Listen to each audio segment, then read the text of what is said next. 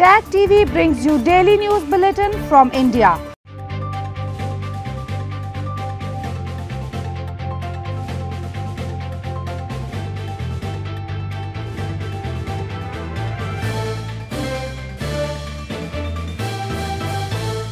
Good evening, welcome to South Asia Newsline. I'm Yeshi Chansam. Here are the top stories we are tracking for you on Tuesday, the 16th of March. India widens coronavirus curbs as infections top 20,000 for 6th day. Pakistan orchestrating proxy war promoting terrorism in Kashmir, activist tells UN. And policemen, firemen among over 400 Myanmar nationals seeking shelter in India.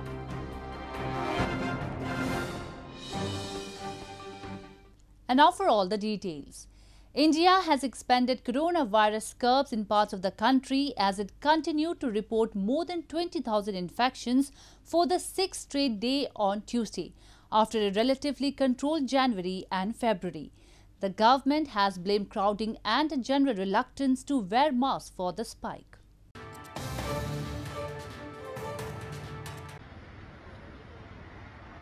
India reported 24,492 new coronavirus cases on Tuesday, the 6th straight day of more than 20,000 infections, as curbs to try to stop the spread of COVID-19 were expanded in parts of the country that have recorded a surge. Total cases in India have now risen to 11.41 million, with 158,856 deaths reported so far. The government has blamed crowding and a general reluctance to wear masks for the spike, ruling out mutations of the virus as a factor, unlike in the West. India's worst affected state, Maharashtra, on Monday ordered cinemas, hotels and restaurants to limit guests to half of capacity until the end of the month. Weddings and other social events will also have limited attendance. Maharashtra has also locked down some districts and cities, including Nagpur and Pune. We are going to get, maybe another waves the way it is going. I hope we don't get it. But it's a time we have to introspect and we have to be strict. We have to enforce them some strictness. The way the gathering has increased from 50 to 200 and even more than that, and a lot of functions and parties going on. This is not a good sign and this is not a good trend. Meanwhile, India's western Gujarat state has also decided to not allow fans into the world's biggest cricket stadium, hosting international matches between India and England, after seeing a spurt in cases. The initial matches were attended by tens of thousands of people, leading to widespread criticism on social media. India has vaccinated nearly 26 million people since beginning its inoculation campaign in mid-January. The country aims to vaccinate 300 million of its 1.35 billion people by August.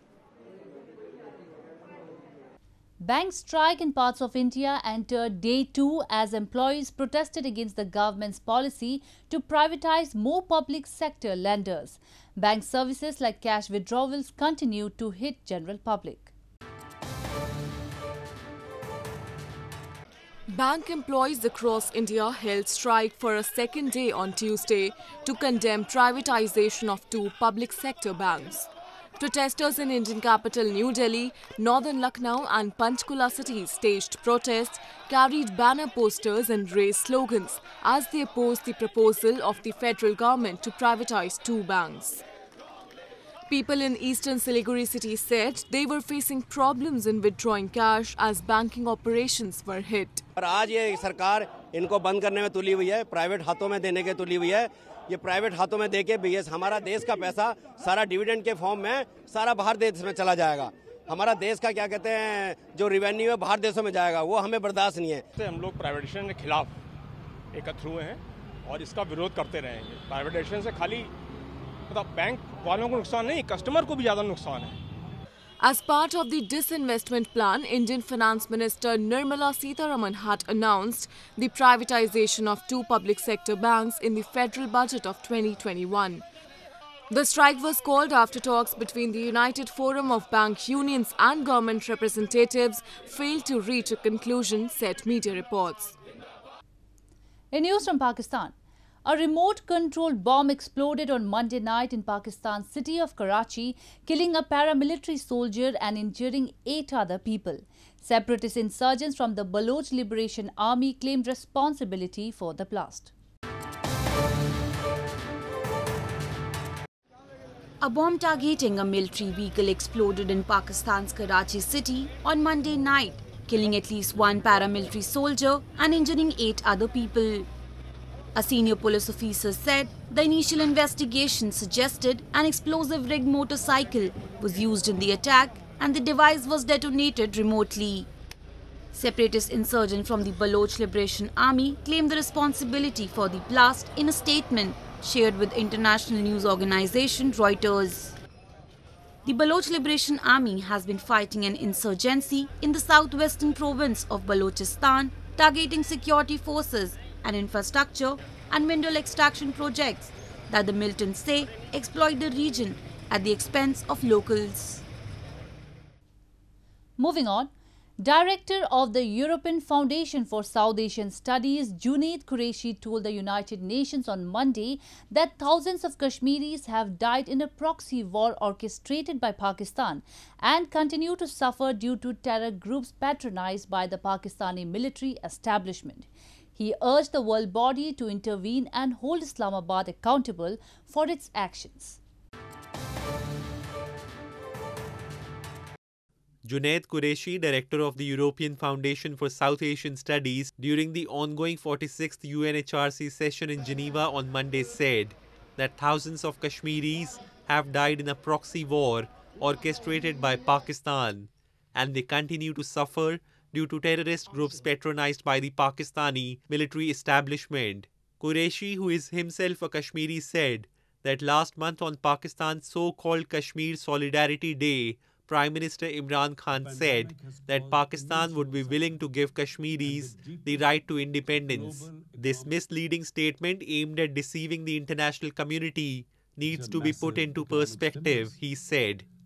It was Pakistan that invaded and divided my homeland in 1947, and in 1949 it literally shut the door to independence for us Kashmiris. Next, in 1989, it unleashed a policy of death and destruction by exporting terrorism into the Kashmir Valley. To this day, the Pakistani military establishment continues to patronize dozens of terrorist groups. Qureshi highlighted Pakistan continues to provide support to UN-designated terrorist organizations in the region for its proxy war. He said unless PM Imran Khan is held accountable for his words and pressed to give independence to illegally occupied Pakistan-administered Kashmir and Gilgit-Baltistan, which are integral parts of India's Jammu and Kashmir, the trivialization of the Kashmir issue will only be further encouraged.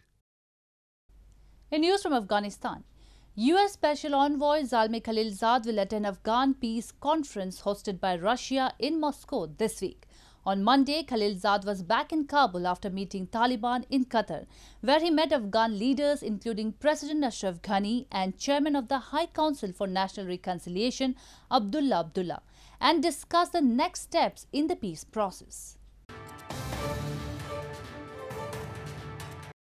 After meeting the Taliban in Qatar, U.S. Special Envoy Zalmay Khalilzad was back in Kabul on Monday, where he met Afghan leaders including President Ashraf Ghani and Abdullah Abdullah, head of the High Council for National Reconciliation. The presidential palace said that Khalilzad briefed Ghani on his recent trips and activities and both discussed the next steps in the peace process. Taking to Twitter, Abdullah said, "We reiterated our call for a political settlement and acceleration of the peace efforts." On Thursday, the State Department said that Khalilzad plans to attend a Thursday's conference in Moscow on accelerating the Afghanistan peace process. The Taliban and the government of Afghan President Ghani have agreed to attend the conference. The meeting is one of a series of international gatherings called to try to break an impasse in talks in Doha between the Taliban and a delegation that includes government officials on a political settlement to the decades of war. The United States faces a May 1 deadline to withdraw its remaining troops from Afghanistan under a February 2020 deal with the Taliban. The United States this month floated a proposed peace accord that would replace the Ghani administration with an interim government, to which the Taliban and the government would name members and establish a nationwide ceasefire. Ghani has rejected the idea, saying elections could decide a change in government. The Taliban oppose a ceasefire and the holding of elections. Moving on to news from Nepal. A 16-member expedition team, including Bahraini prince, has arrived in Nepal to attempt the Everest summit as the world's tallest peak reopened a year after closing due to coronavirus pandemic.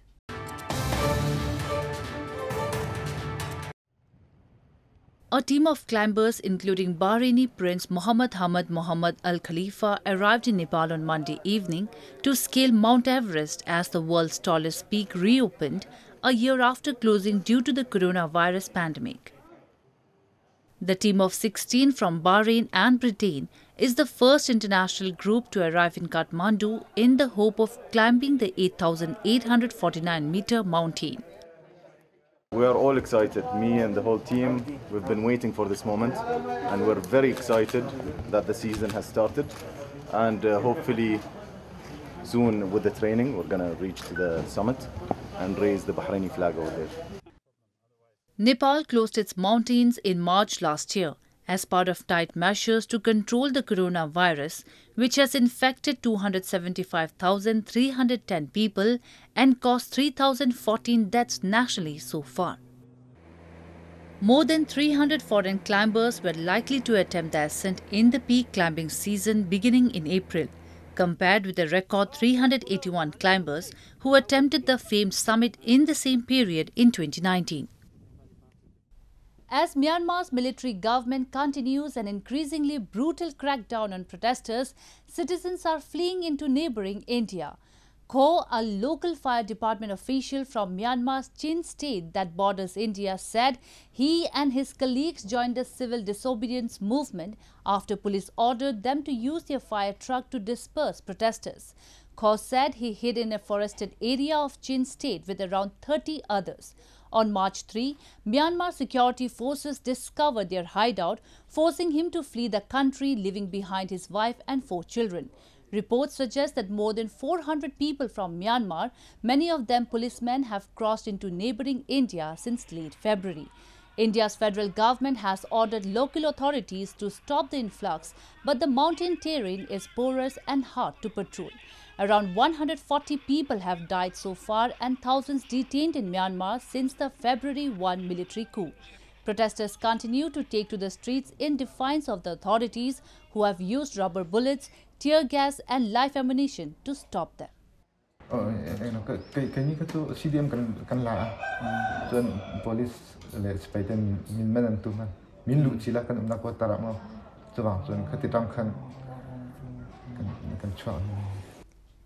In a bid to revive the traditional art form of calligraphy in India's northern Jammu and Kashmir, a young calligraphy teacher has opened his own calligraphy institute in Baramulla district. Have a look.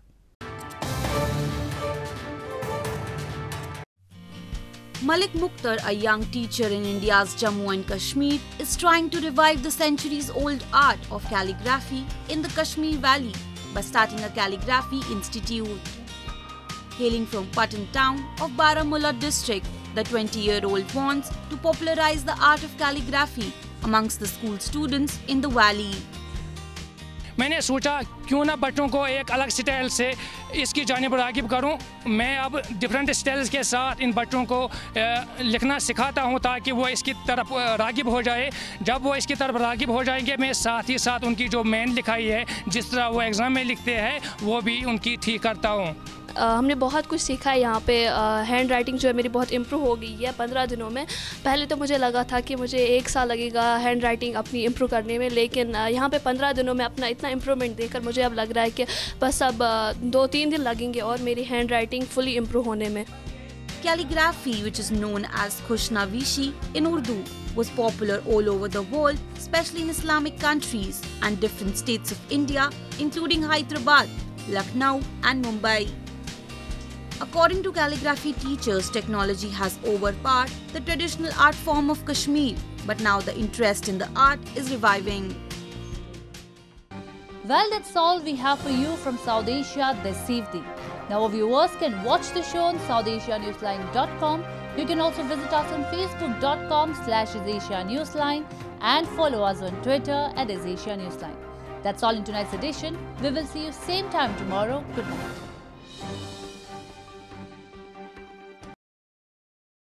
Subscribe Tag TV YouTube channel and press the notification button.